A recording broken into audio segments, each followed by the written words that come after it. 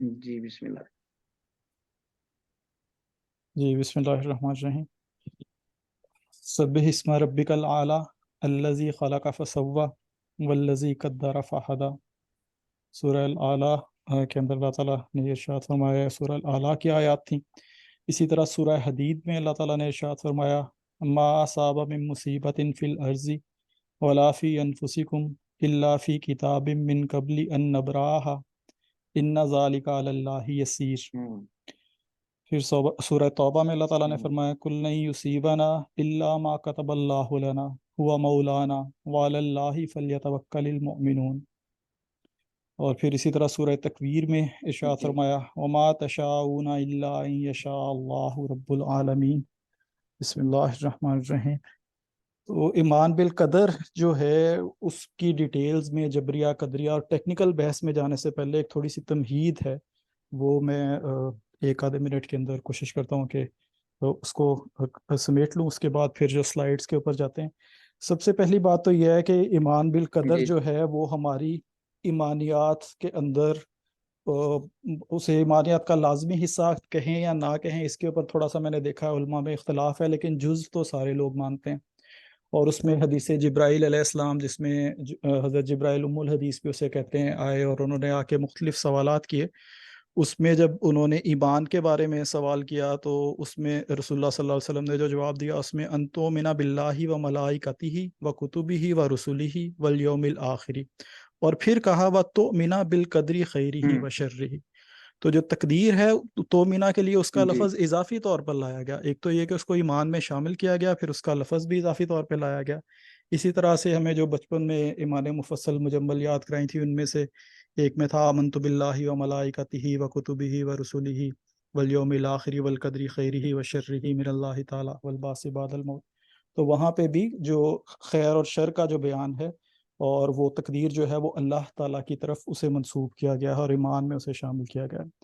مسئلہ یہ کافی مشکل ہے، یہ مطلب علماء کے درمیان میں بھی، اور شروع سے ہی جب سے آپ سمجھیں کہ فلسفے سے یہ زیادہ ریلیٹڈ ہے اور مذہب سے بھی ریلیٹڈ ہے، کیونکہ اور مذہب بھی ایک طرح کے فلسفے کا ہی آف شوٹ آپ اسے کہہ لیں، انہی پرابلمس کو ڈسکس کرتا ہے جہاں پہ یہ ڈسکشن ہو رہی ہوتی ہے. تو یہ سمجھ میں تو آ سکتا ہے، ایسا نہیں ہے کہ سمجھ میں نہیں آ سکتا، کیونکہ ظاہر ہے اگر سمجھ میں نہ آ سکتا تو پھر ایمانیات کا حصہ نہ ہوتا. بیان کرنا ایسے مشکل ہو جاتا ہے. جیسے اللہ تعالیٰ کی ذات کے بارے میں لوگ کہتے ہیں کہ وہ دل میں آ جاتا ہے، لیکن اس کو اس طرح اس کی ذات کو نہیں ایکسپلین کیا جا سکتا. ہاں صفات کے بارے میں اس نے کہا کہ آپ غور کریں اور انہیں بیان بھی کریں. بحث اگر اس پہ ہم پڑ جائیں تو اس کی بال کی کھال اتاریں تو پھر اس کے اوپر جو ہے معاملہ الجھ جاتا ہے. تو اصل میں جو اس پہ ایک حضور کی حدیث ہے بڑی معروف جس میں روکا گیا ہے، وہ بحث کے سے ہی روکا گیا ہے. وہاں جو الفاظ ہیں وہ یہ ہیں کہ وہ صحابی نے فرمایا کہ وَنَحْنُ نَتَنَازَعُ فِي الْقَدْرِ، ہم جو قدر کے بارے میں آپس میں جھگڑا کر رہے تھے. تو اس پہ رسول اللہ صلی اللہ علیہ وسلم کا جو چہرہ تھا، وہ چہرہ مبارک جو تھا وہ سرخ ہو گیا، اور انہوں نے فرمایا کہ ابی حاذا امرتم یا ام بہذا ارسلت الیکم، کیا میں اس لیے بھیجا گیا ہوں یا یہ جو ہے تمہیں اس چیز کا حکم دیا گیا تھا. اور تم سے پہلی جو امتیں ہیں وہ اسی معاملے پہ جب ڈسکشنز کی وجہ سے یا انہی باریکیوں میں جانے کی وجہ سے وہ ہلاک ہوئی. تو یہ ایک تھوڑا سا اس کا بیک گراؤنڈ ہے، جس کے بعد ہم اب اس کی ڈیٹیل میں جائیں گے. سب سے پہلے اس کی جو لغوی اصطلاحی بحث دیکھ لیتے ہیں. کاف دال را مادہ ہے جس سے قدر ہے. اردو میں شاید اس کا کوئی جو ایگزیکٹ میننگ نہیں بیان کیا جا سکتا، الفاظ اس طرح کے کوئی نہیں ہیں. ویسے اندازہ مقرر کرنا اس قسم کے الفاظ تو ہیں، لیکن انگلش میں جو ویلیو کا لفظ ہے اس کو ہم کہہ سکتے ہیں. ویسے اردو میں بھی ہم کہتے ہیں قدر و قیمت، تو ویلیو کو ہم سم ٹائم اس کو قیمت بھی کہہ دیتے ہیں. اور اگر اسے فعل کے طور پر بولیں گے تو یہ ایویلیویٹ کے طور پر آئے گا. ثلاثی مجرد باب ضربہ سے آئے تو اس کا معنی اندازہ لگانا ہو جاتا ہے. اور اسم الفاعل قادر، اور پھر اس کی صفت مشبہ جو ہے جو اسم الفاعل کے معنی میں ہی ایکچوئل میں ہے، تو ہمیشہ قدرت رکھنے والا وہ قدیر ہے. اور پھر اسی سے مقدار اسم اعلیٰ ہے جس کی جمع مقادیر ہے. اور پھر جب یہ باب تفعیل سے آتا ہے تو وہاں تقدیر کے ساتھ آتا ہے، اور جہاں پہ پھر اس کا معنی ہوتا ہے مقادیر طے کرنا. یعنی کہ جو ثلاثی مجرد کے اندر جو ہم نے معنی نکالا تھا اس کے اندر پھر جو اضافہ کہ وہ مقادیر جو اللہ تعالیٰ طے کرتا ہے اس کو پھر ہم تقدیر بولتے ہیں. تو یہ جیسے میں نے کہا کہ پرانے زمانے سے ہی مسئلہ چلا آ رہا تھا. اسلام کی ڈسکشن سے پہلے ہم دوسرے مذاہب کا بھی تھوڑا سا دیکھ لیتے ہیں کہ ہندوستان اور یونان کے حکماں وہ بھی ظاہر ہے ایک ہمیشہ اس معاملے کے اندر رہے کہ انسان کتنا اس کے پاس اختیار ہے اور کتنا جو ہے وہ مجبور محض ہے. تو انہوں نے اسے حل کرنے کی کوشش کی, کسی نے اسے مجبور محض بنا دیا, کسی نے اسے بالکل خدا ہی کو ایک طرف کر دیا, کسی نے ایک بڑی فلسفے کے اندر کانسیپٹ ہے کہ اللہ تعالیٰ کو ایک واچ مین کے طور پر وہ کہتے ہیں کہ وہ گھڑی ساز ہے جس نے ایک گھڑی بنا دی ہے, وہ گھڑی کیسے چل رہی ہے اس پہ اللہ نہیں کر سکتے کچھ بھی. بنائی تو اس نے تھی لیکن وہ اپنی ہی میکینکس اس کے ہیں, وہ اس نے پہلے ایک دفعہ طے کر دیے تھے, انہی میکینکس کے اکارڈنگلی وہ جو گھڑی ہے اب چلتی جا رہی ہے, اب اس کو وہ چینج نہیں کر سکتا, اب اس کو وہ ریورس نہیں کر سکتا. ظاہر ہے وہ ہمارا یہ کانسیپٹ یہ نہیں ہے.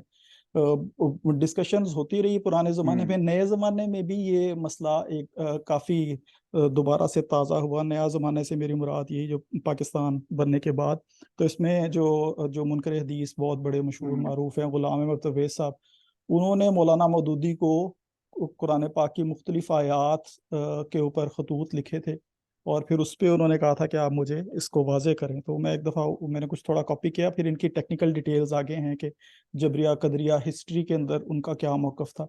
تو انہوں نے اصل میں خط کی عبارت میں انہوں نے 3 طرح کی آیات کوٹ کی ہیں. پہلے تو انہوں نے اپنا موقف سامنے رکھا کہ انسان کا مکلف ہونا سزا اور جزا کے اوپر یہی اس کے اندر یہ بات ہے, شامل ہے اس کے اندر کہ اعمال اور افعال جو ہیں وہ اپنی مرضی سے کرے, کیونکہ آپ مکلف تو کسی کو اسی چیز کا ٹھہرا سکتے ہیں نا جو وہ خود اپنی مرضی سے کرے. جب ان کا موقف یعنی کہ غلام احمد پرویز صاحب کا یہ تھا, وہ کہہ رہے تھے کہ اگر انسان کچھ ایسے کام کر رہا ہے جس کا خود اپنے ارادے یا اپنی نیت کے بغیر کر رہا ہے تو پھر اس کے اوپر سزا جزا کا کوئی سوال ہی پیدا نہیں ہوتا.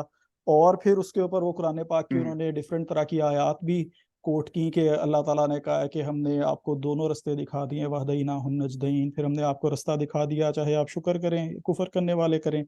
پھر یہ ہے کہ آپ جس کا دل کرتا ہے وہ مان لے, جس کا دل کرتا ہے انکار کرے. تو یہ بالکل انہوں نے کہا کہ آیات ہمیں اس طرح کی نظر آتی ہیں جو انسانی ارادے کو ہی سامنے رکھتی ہیں اور افعال اور ان کے مطابق جو جزا و سزا ہے وہ اسے لنک کرتے ہیں. انہوں نے کافی زیادہ لمبی آیات کوٹ کی تھی, میں نے وہ ٹیکسٹ بھی میں شیئر کر دوں گا, لیکن میں نے اس میں سے یہ کچھ 2-3 نکالی ہیں. پھر انہوں نے کہا کہ ایک طرف ہمیں ایسی آیات نظر آتی ہیں کہ انسانی ارادہ تو ہے لیکن وہ مشیت الہی کے نیچے ہے, کیونکہ تم پروردگار عالم کی مرضی کے بغیر کچھ چاہ بھی نہیں سکتے, اور جو لوگ ہدایت یافتہ ہیں اللہ تعالیٰ انہیں مزید ہدایت دے دیتا ہے, اور پھر جو لوگ اللہ کی رستے کے طرف جاتے ہیں, مجاہدہ کرتے ہیں, کوشش کرتے ہیں, اللہ تعالیٰ رستے کھول دیتے ہیں اور نیکوں کی اللہ تعالیٰ مدد کرتے ہیں. تو یہاں پہ انہوں نے کہا کہ پہلی قسم کی آیات میں صرف انسانی ارادہ ہی ہے, دوسری میں انسانی ارادہ مشیت الہی کے نیچے تابع ہمیں نظر آتا ہے, اور پھر ایک تیسری قسم کی آیات ہے جس میں بالکل مشیت الہی رہ جاتی ہے, اس میں ارادے کو بالکل ہی ختم کر دیا جاتا ہے, جس میں اس قسم کی آیات ہے کہ اللہ جسے چاہتے ہیں بھٹکا دیتے ہیں, جسے چاہتے ہیں ہدایت دے دیتے ہیں, اور وہ ایمان نہیں لائیں گے کہ جب تک اللہ تعالیٰ کی مشیت نہ ہو, اور اکثر لوگ اسی طرح کی باتیں کرتے ہیں. تو اس طرح کا انہوں نے بیسیکلی ایک سوال رکھا جس کے جواب کے اندر پھر ایک مولانا نے پوری کتاب لکھی ہے, مسئلہ جبر و قدر, وہ بھی میں شیئر کروں گا. اس میں سے کافی زیادہ جو سلائیڈز ہیں اس میں ہسٹری پوری ڈسکس ہوئی اور مسئلہ پورا ڈیٹیل کے اندر انہوں نے اپنا جو انڈرسٹینڈنگ تھی وہ اس کو انہوں نے کوٹ کیا.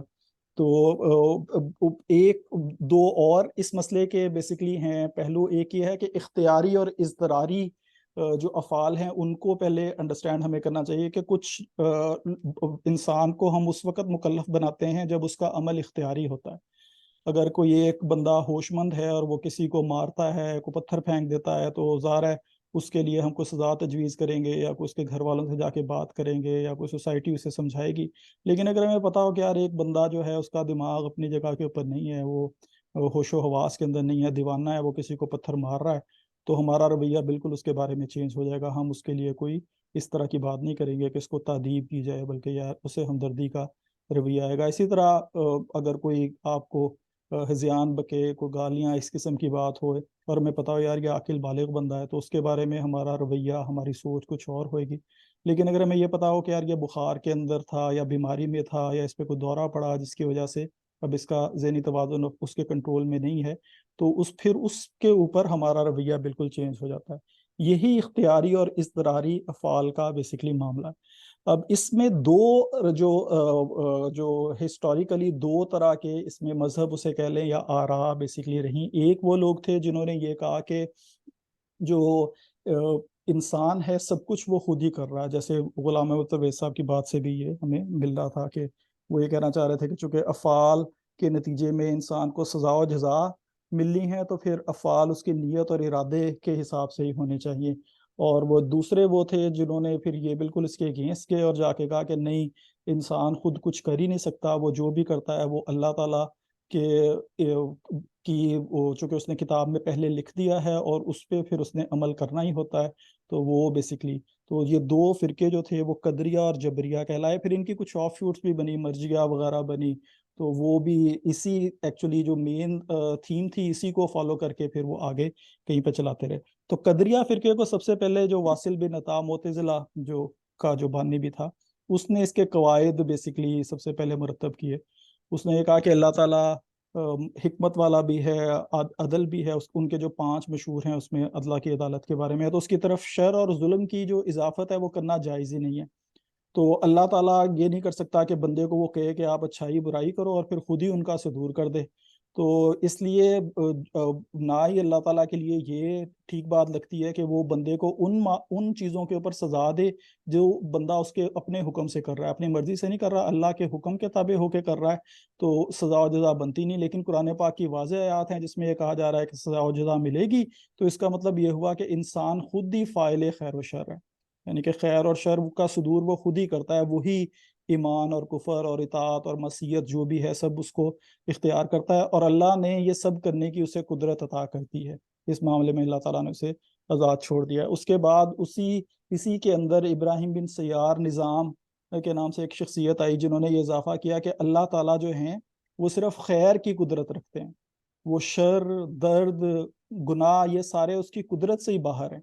پھر جب ظاہر ہے ایک فرقے کے طور پر ایک جو ہے کانسیپٹ بن جاتا ہے تو اس کے اندر پھر شدت جس طرح سے پیدا ہوتی ہے ہم اور بھی رویوں میں دیکھتے ہیں. لیکن یہاں پہ بھی یہی ہوا کہ شدت پھر بڑھتی گئی اس معاملے میں. تو یہاں تک ہو گیا کہ ان کے بعض جو والے علماء آئے انہوں نے کہا کہ والقدری خیری ہی و شر ہی من اللہ تعالیٰ، اس کا اعتقاد رکھنے والا ہی کافر ہے، کیونکہ اللہ تعالیٰ کی طرف شر کی نسبت کرنا بالکل جائز نہیں ہے. اور یہ جو ہم پچھلی دفعہ کلاسز میں ہم وہ اللہ تعالیٰ کی تنزیح کے بارے میں ڈسکشن کر رہے تھے، تو یہ اللہ کی تنزیح کے خلاف ہے کہ ہم اس کی روح سے اللہ تعالیٰ ظالم ٹھہرتا ہے اگر ہم شر کی نسبت اس کی طرف کریں. پھر اور معتزلہ کے بڑے بڑے نام ہیں جن سب نے یہ کہا کہ بندہ جو ہے اپنے افعال کا خود ہی خالق ہے. اور قرآن پاک کی آیت ہے جس کا ترجمہ ہے کیا تمہیں اس کے علاوہ کوئی اور بدلہ دیا جائے گا جو تم مول کرتے رہے. میرے خیال سورہ نمل کی ہے، سورہ نحل کی آیت ہے جس کا یہ ترجمہ ہے. اچھا، ان کے بالکل مقابلے کے اندر پھر دوسرے لیول پہ جبریہ کے نام سے بیسکلی آ گیا ایک طبقہ. یہ ویسے کافی زیادہ پاپولر ہے. آگے آپ دیکھیں گے کہ ہر طرف جو ہے جبریہ کا اثر آپ کو نظر آتا ہے. اور اس کی ریزن یہ ہے اللہ تعالیٰ کی قدرت یا اللہ تعالیٰ کا اختیار اتنا زیادہ ہے کہ وہ سورج کے سامنے آپ سمجھیں کہ جب آپ کوئی دیا سلائی جلانے کی کوشش کرتے ہیں تو وہ دیا سلائی کی روشنی نظر ہی نہیں آتی. تو اللہ تعالیٰ کا اختیار اور اللہ تعالیٰ کی قدرت اتنی زیادہ ہر چیز پہ محیط نظر آتی ہے کہ پھر اور کوئی بھی بات جو ہے وہ سامنے لوگوں کو سجھائی نہیں دیتی. تو انہوں نے بھی یہی کہا، انہوں نے کہا کہ اللہ کے ارادے کے بغیر تو کوئی چیز وجود میں آ ہی نہیں سکتی، چاہے کوئی لوگ ہوں یا ان کی صفات ہو. اور کائنات کا ہر جو ذرہ ہے وہ اللہ تعالیٰ کے حکم سے ہوتا ہے. جو اللہ تعالیٰ چاہتے ہیں وہ ہوتا ہے، جو نہیں چاہتے وہ نہیں ہوتا. اور ہماری جو عقل ہے وہ اتنی محدود ہے، ہماری عقل کے لائق ہی نہیں ہے یا ہماری عقل اس قابل ہی نہیں ہے کہ وہ اللہ کے کسی افعال کے بارے میں یہ حکم لگا سکے کہ یہ خیر کا معاملہ ہے، یہ شر کا معاملہ ہے، یہ حسن کا معاملہ ہے، یہ قبا کا معاملہ. وہ عقل ہی اللہ تعالیٰ نے ہمیں اتنی محدود دی ہے کہ وہ ہم سمجھ نہیں سکتے. اور ویسے بھی دنیا کے اندر ہم دیکھتے ہیں کہ مختلف طرح کے حادثات ہوتے ہیں، وہ دیکھنے میں ہمیں بڑے وہ لگ رہے ہوتے ہیں، برے لگ رہے ہوتے ہیں، لیکن بعض اوقات ان کے نتائج بڑے اچھے نکل آتے ہیں. تو انہوں نے کہا کہ جو بھی اللہ تعالیٰ کرتے ہیں وہ اچھا ہی ہوتا ہے، اور اسی وجہ سے ہر طرح کے جو حوادث ہیں ان کا صدور اللہ تعالیٰ کی طرف سے ہوتا ہے. تو تمام زمینی ہو یا آسمانی ہو جتنی بھی چیزیں ہیں ان کا فاعل حقیقی جو ہے وہ اللہ تعالیٰ. پھر جو اس میں جہم بن صفوان اور شہباب بن مسلمہ خارجی، ان کا یہ مذہب تھا کہ انسان اپنے افعال میں مجبور محض ہے، نہ وہ ارادہ رکھ سکتا ہے نہ اختیار رکھ سکتا ہے. جس طرح اللہ تعالیٰ نے جمادات دوسری پیدا کی، جو پتھر وغیرہ پیدا کیے، چٹانیں پیدا کی، نباتات پیدا کی، اور ان کے لیے کچھ نہ کچھ ایک فنکشنالٹی رکھ دی، اسی طرح انسان کے لیے بھی رکھ دی، اور انسان کی طرف ان کے افعال کی جو نسبت ہے وہ مجازی ہے. جیسے ہم کہیں کہ درخت آکسیجن پیدا کرتا ہے، تو وہ آکسیجن اصل میں اللہ تعالیٰ نے اس کی ایک فنکشنالٹی بنا دی ہے کہ آپ نے آکسیجن پیدا کرنی ہے. اب وہ اس کی مرضی ہوئے یا نہ ہوئے، اس نے آکسیجن پیدا کرنی ہے. تو اسی طرح انہوں نے یہ کہا کہ جو افعال ہیں وہ اللہ تعالیٰ نے انسان کو کہہ دیا، انسان کے لیے لکھ دیے، تو اب انسان نے انہیں کرنا ہی ہے، تو مجازی طور پر ہم ان کی نسبت کر دیتے ہیں. تو سزا جس طرح یہ بیسیکلی جو ہیں افعال جبری ہیں، اسی طرح جزا سزا کا معاملہ بھی پھر جبری ہو جائے گا کہ اللہ تعالیٰ جسے چاہیں گے سزا دے، جسے چاہیں گے جزا دیں. اب جب ظاہر ہے انہوں نے یہ بات کی تو پھر اس پہ کچھ وہ تھوڑے سے آگے اعتراضات آنے شروع ہوئے. لوگوں نے کہا کہ نہیں، اگر جبری معاملہ ہے تو پھر انسان کو کچھ نہ کچھ تو ہونا چاہیے، پھر سزا جزا کیوں ہے؟ تو پھر جیسے وہ تھوڑی سی آپ کہیں کہ ڈرفٹنگ کرتے ہیں یا چیزوں کو امپروو کرنے کی کوشش کرتے ہیں، تو پھر یہاں پہ بھی یہی ہوا ہے. ایک پھر رائے اس مذہب جبریہ کے اندر جو فروعات آنی شروع ہوئی، اس میں انہوں نے کہا کہ جی انسان اچھے اور برے اعمال کا وہ خالق تو ہے، ایک ارادہ ہے، یعنی کہ جس میں وہ کسب کرتا ہے، جس کی وجہ سے اسے امر اور نہیں کے احکامات دیے گئے ہیں، لیکن ان کی امپلیمنٹیشن جو ہے وہ بالکل اس کے اپنے ہاتھ میں نہیں ہے. اور اس ارادے کی وجہ سے یا اسی کسب کی وجہ سے جو ہے انسان کو سزا و جزا بھی ملے گی. یہ بائی دا وے ویسے بڑے بڑے علماء اہل سنت کے بھی اسی رائے پہ وہ جو انسان کاسب اعمال ہے، اس والی سٹیٹمنٹ کے اوپر وہ ہیں کہ انسان کاسب اعمال ہے، خالق اعمال نہیں ہے. لیکن یہ جبریہ کی فروعات میں سے ہے. مذہب جبریہ کے اندر جب کریٹیسزم آیا تو انہوں نے اس کے اندر بیسکلی یہ کیا. تو ابو الحسن اشعری نے کسب کو تو تسلیم کیا، لیکن انہوں نے کہا کہ جو قدرت حادثہ ہے، کسی کام کو سٹارٹ کرنا، اس کی کوئی تاثیر نہیں ہے. اللہ تعالیٰ جب اپنے بندے سے جس فعل کا صدور کروانا چاہتا ہے تو پھر وہ بندے کو کرنا ہی پڑتا ہے. وہ ایسا نہیں ہے کہ اللہ تعالیٰ کچھ کروانا چاہے اور بندہ نہ کرے، یہ نہیں ہو سکتا. تو یہ قدرت جو ہے، آپ یہ کہیں کہ بس ایک آلہ، جیسے وہ ہم کہتے ہیں کہ اللہ مسبب الاسباب ہے، تو وہ پہلے ایک سبب کریٹ کر دیتا ہے اور پھر آگے جو ہے ان اسباب کی وجہ سے وہ واقعہ رونما ہو جاتا ہے. تو وہ جو اسباب جو ہے وہ بیسکلی انسان کے اس افعال کو مارز وجود میں لانے کا ذریعہ ہیں، نہ کہ یہ کہ انسان ان کا کوئی خالق ہے.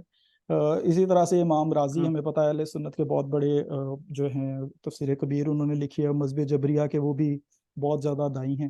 وہ کہتے ہیں کہ بندہ جو ہے اس کے پاس کسی قسم کی کوئی قدرت نہیں ہے. کسب کو وہ یہی سمجھتے ہیں کہ بس وہ ٹھیک ہے، اس کا ایک نام ہے جو دے دیا، باقی یہ سب کچھ جو ہے وہ اللہ کی طرف سے. اللہ جسے ہدایت دینا چاہتا ہے ہدایت دے دیتا ہے، جسے وہ گمراہ کرنا چاہتا ہے گمراہ کر دیتا ہے. اگر کوئی بندہ جو ہے اللہ تعالیٰ کسی کے بارے میں یہ فیصلہ کر لیں کہ اس نے کفر کرنا ہے، تو وہ کبھی مومن ہو ہی نہیں سکتا. اور اللہ اگر یہ کہیں کہ اس نے مومن ہو جانا ہے تو وہ نہیں کر سکتا. جس کے بارے میں اطاعت کا فیصلہ کر لیں وہ اطاعت کرے گا، جس کے بارے میں نہ کریں وہ گناہ گار ہو جائے گا. اچھا، اب پھر ظاہر ہے جب اس قسم کا آپ ایک سٹینڈ لیتے ہیں تو اب اس پہ سوال آ جاتا ہے کہ اگر پھر بندوں کو کس بات کی جو ہے وہ جزا و سزا دی جا رہی ہے؟ جو ہے انسان کو اگر سب کچھ اللہ کی مرضی سے کر رہا ہے، انسان مجبور محض ہے، تو پھر سزا و جزا کا بیسکلی کیا؟ تو انہوں نے اس کا کہا کہ اللہ تعالیٰ کے لیے جائز ہے کہ وہ جس کو چاہے سزا دے، جس کو چاہے سزا نہ دے.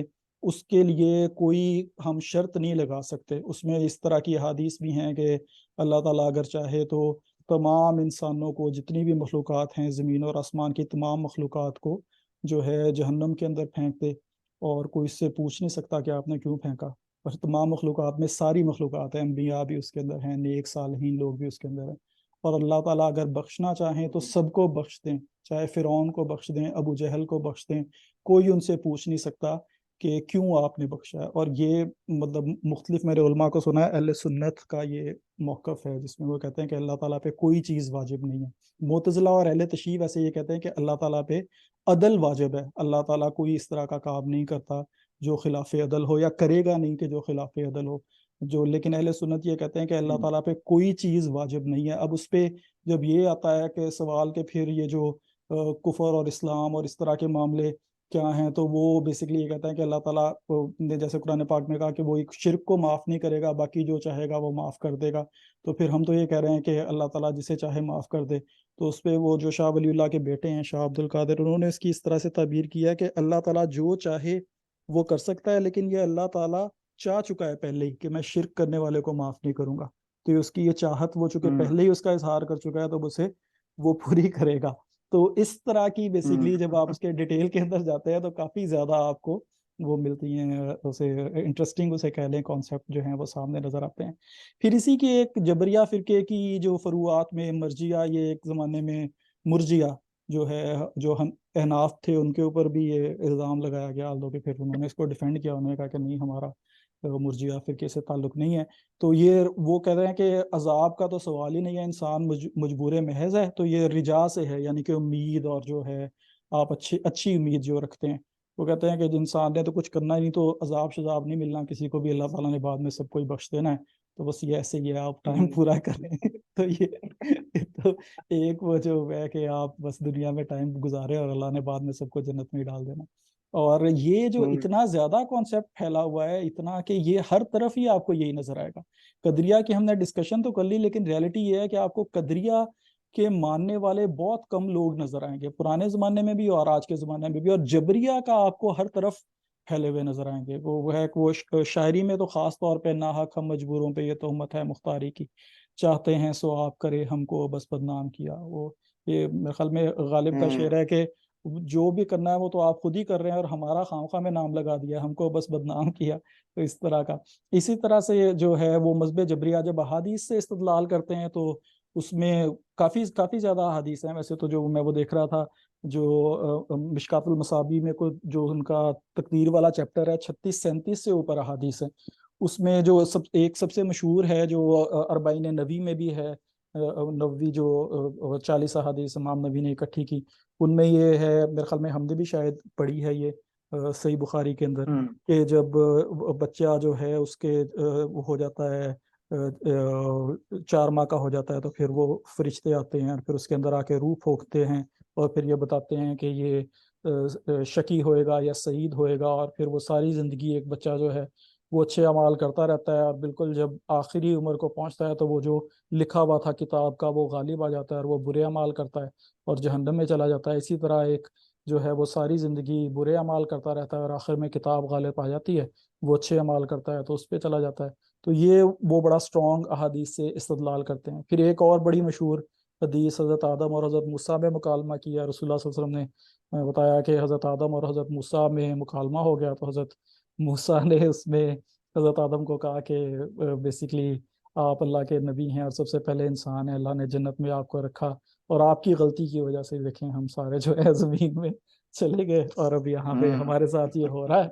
تو حضرت آدم نے کہا کہ دیکھیں موسیٰ، آپ بھی اللہ کے نبی، اللہ نے آپ سے بات کی. تو پہلے وہ بیک گراؤنڈ پورا آپ کو تورات عطا کی. تو تورات آپ نے پڑھی ہے؟ انہوں نے کہا جی بالکل میں نے تورات پڑھی ہے. تو انہوں نے کہا تورات میں آپ نے پڑھا نہیں کہ اللہ تعالیٰ نے کائنات کی تخلیق سے 50,000 سال پہلے تورات لکھ دی تھی؟ انہوں نے کہا جی بالکل میں نے پڑھا ہے. تو انہوں نے کہا کہ پھر تورات میں آپ نے نہیں پڑھا کہ جو ہے آدم نے یہ غلطی کی؟ انہوں نے کہا جی پڑھا تھا. انہوں نے کہا پھر آپ جو اللہ نے پہلے ہی لکھ دیا تھا اس کے بارے میں مجھے آپ کیسے جو ہے ذمہ داری دے رہے ہیں؟ اللہ نے جب میرے بارے میں لکھ دیا تھا تو اس پہ حضور نے کہا کہ آدم علیہ السلام جو ہے موسیٰ پہ پھر ان کی حجت قائم ہوگی، وہ بازی لے گئے.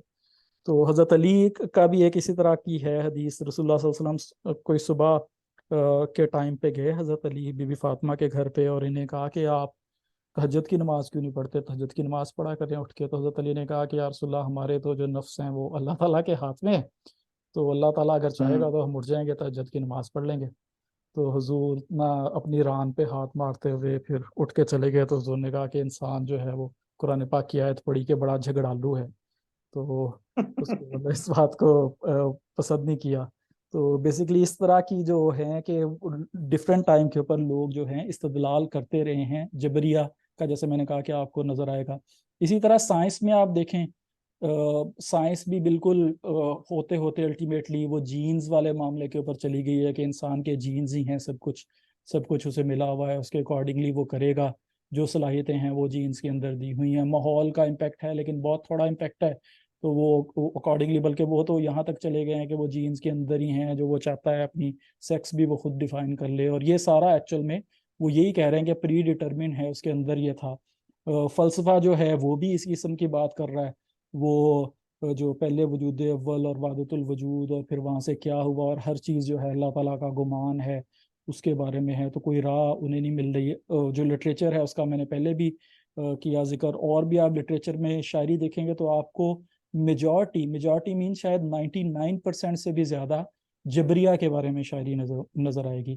تو یہ اکبر الہ آبادی کا شعر ہے کہ یہ عزم جی تیرا صحیح سے دمساز ہو کیوں کر، اسباب نہ ہو جمع تو آغاز ہو کیوں کر، اسباب کرے جمع خدا ہی کا ہے یہ کام، طالب ہو تو خدا سے خدا ہی کا ہے یہ کام۔ یعنی کہ جو آخری مصرع ہے کہ اللہ تعالیٰ سے اگر آپ نے اللہ تعالیٰ کا سے دعا بھی کرنی ہے، کوئی طلب بھی کرنا ہے، تو پھر بھی یہ اللہ ہی آپ کو توفیق دیں گے تو آپ کر سکتے ہیں۔ تو ایکچول میں تو آپ بالکل ہی مجبور ہیں، آپ کچھ کر ہی نہیں سکتے۔ تو یہ دونوں کا ایک جو جبریہ اور قدریہ کا جو موقف تھا وہ سامنے رکھا ہے۔